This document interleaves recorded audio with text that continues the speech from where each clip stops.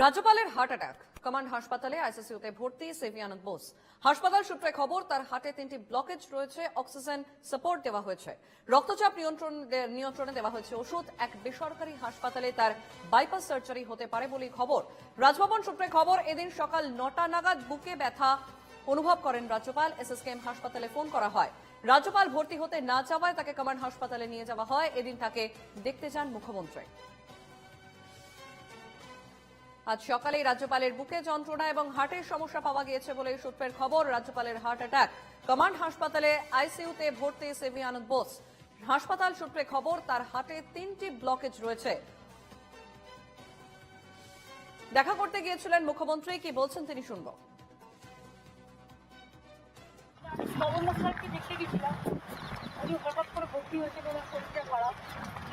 যাই হোক আমি দেখে এলাম। এখন তো বিদ্যাপুরে যাচ্ছি, প্রোগ্রাম আছে আজকে, কালকে প্রোগ্রাম করে আবার ফিরে আসছি।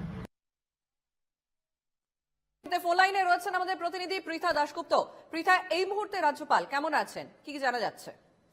দেখো, রাজ্যপালের একাধিক ব্লকেজ ধরা পড়েছে এমনকি সূত্র মারফত খবর, এবং সেই জন্য তাকে এই কমান্ড হাসপাতাল থেকে অ্যাপোলো হাসপাতালে স্থানান্তরিত করা হবে বলে জানা যাচ্ছে।